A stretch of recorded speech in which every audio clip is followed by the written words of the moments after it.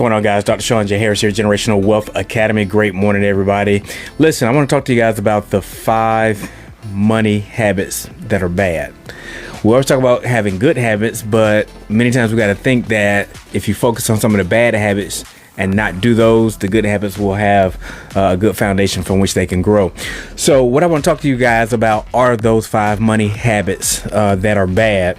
So the first thing is not tracking your money. Many times people say, well, look, I make X amount of money per year, but it seems like at the end of the pay period, I never have any money left. And I was in that situation before when I was in the military.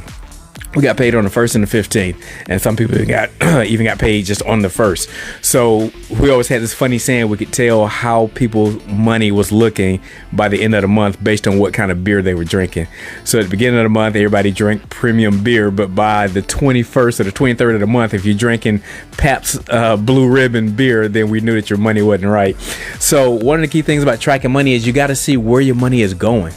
A lot of times we don't realize how much money is trickling out of our accounts because we're buying small things that really don't matter, that we really didn't need. Even if it's buying inflated cups of coffee, if it's buying snacks here and there, you buy this little trinket at the checkout, but you have to be able to track your money and know where it's going. So anytime you move money, it should be able to bring money back as well. That's going to be smart investing, which is called rate of return or return on investment. The second thing we do is we tend to buy things that we don't need. Think about the last 30 days worth of items that you purchased. Now, make a list and see how many of those you really didn't need. You just wanted, but you didn't need. That's one thing that Caden teaches on his bus with financial literacy to kids, is understanding their needs versus their wants. There's a lot of things that we want, but we have to ask ourselves, did I really need that? So when you compound that over a month, over a quarter, or over a year's time, we have to say, listen, I spent $50,000 on things I really didn't need. I spent the extra $3,000 on things I didn't need. Going back to number 1, where I talked about tracking your money, here's one thing too that a lot of people don't realize: subscriptions.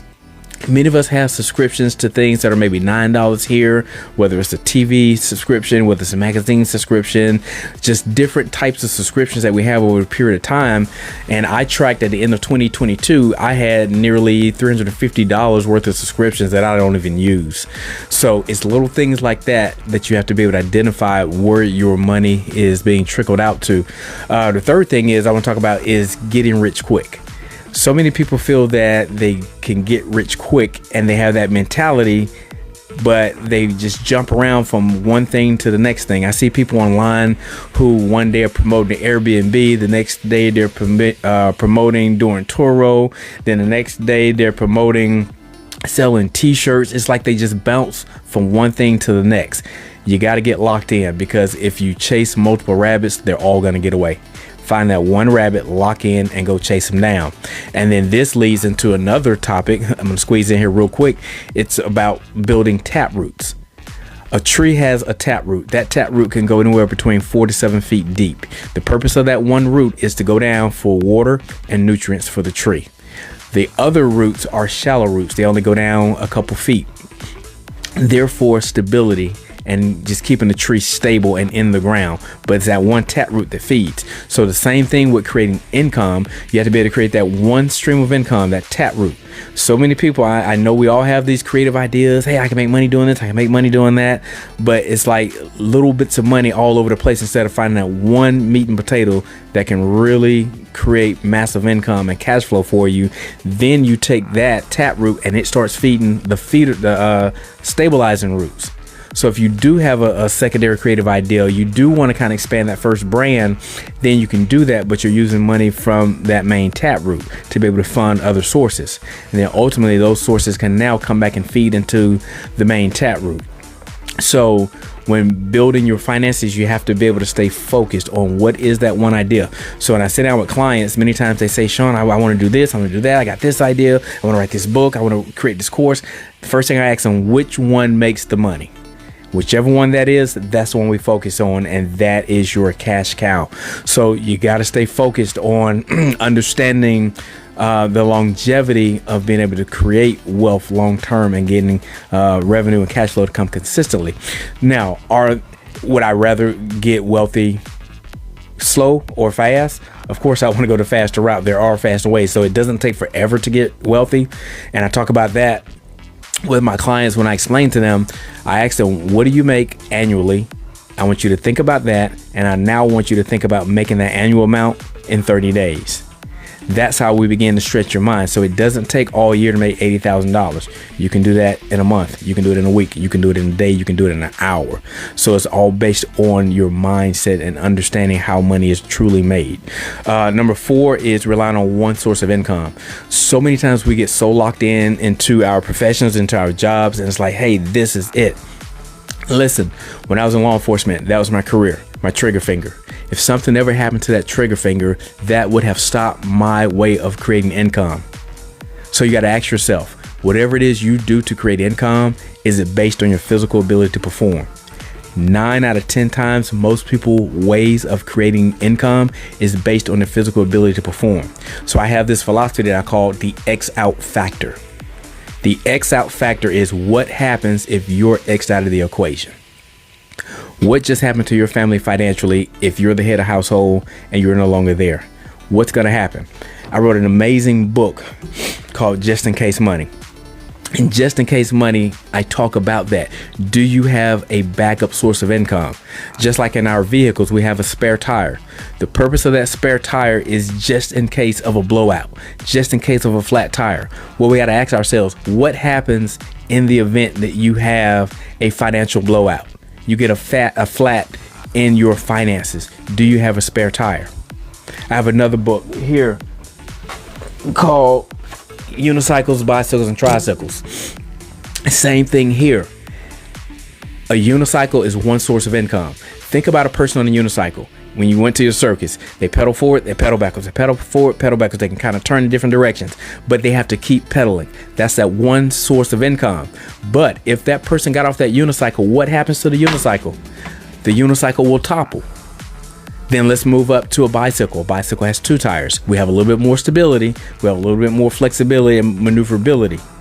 But picture that being a part-time job and your main job. So you have 2 sources. Now, when you get off that bicycle, what happens? We have a kickstand. That kickstand will hold the bike up and we can actually walk away. However, if a good gust of wind come in, it'll topple that bike. So that's not as secure as we may think it is. Now, another thing too, with a unicycle, you can pedal forward or you can pedal backwards. A bicycle, you can only pedal forward. Once you pedal backwards, guess what? The bike is going to stop. Let's go to a tricycle. A tricycle in this equation would be the next financial tool, if you will. So with a tricycle, we can pedal forward, we can pedal backwards. And if you ever notice, a tricycle has such a tight turning radius. It's like you could spin that thing around 360 and you can turn real tight. So now you have more maneuverability. And the way boys rode tricycles, we didn't sit down on the seat and pedal. We would stand on the little back flat parts and push. So you had extra momentum, extra torque in being able to get the vehicle to move forward with progression. Now, what happens now is we can walk away from the tricycle. A wind will not topple it over because we have 3 stationary points, 3 wheels. So now we have more stability in our finances. The 4th thing is the all-terrain vehicle, the 4-wheeler. Think about it. Where can a 4-wheeler go? Better yet, where can a 4-wheeler not go? You can travel in puddles and small streams and rivers that's not too deep. You can go over trees, brush, debris. Now, this is the ultimate source of having finances because now you can go anywhere and you have stability and it's powered by an engine. So these are the things you got to think about when creating the income that we're talking about, and not just have that one source of income. Because if something happened to that one source of income or something happened to you physically and your physical ability to perform ceases, so does the income. Okay, so that's number 4. And number 5 is not having money goals.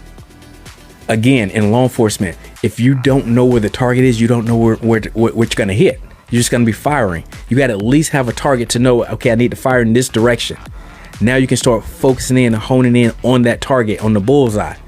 So again, with finances, if you don't have a financial target, it's all for naught. If you don't have a target of how much I should make at the end of the month, how much I should make at the end of the quarter, how much I should make annually, how much I should make over the next 10 to 5 years or 5 to 10 years, you have to have this blueprint already laying out. Because if you don't, you're just shooting and you don't know what you're shooting for. So with financial goals, if you know, for an example, with a book, if I know I need to make X amount of dollars with this particular book, I have to know how many units of this book I need to sell. Same thing with any product or service that you have. You have to know how many clients do you need to make an extra $50,000 this year? How many clients do you need to be able to make the $1 million mark this year? So those are some of the things we have to think about when we're thinking about our financial habits. You know, it's always said, whatever you do for 21 days consistently becomes a habit. So we have to get rid of the bad habits and replace them with good habits. But you have to know how to identify the bad habits first. See where the holes in the boat are. Let's patch those holes up, and then we can move forward with our journey. So guys, hopefully that made major impact and value add on this Friday morning for you guys. Do something this weekend to move the needle forward of being productive. Even if it's just taking an hour one day this weekend and just think. Get in a quiet place, quiet space, and think about how you can build momentum. Think about how you can start getting rid of some of the bad habits and replacing them with good habits. All right, guys, I'm Dr. Sean J. Harris. Make impact and make money while you do it.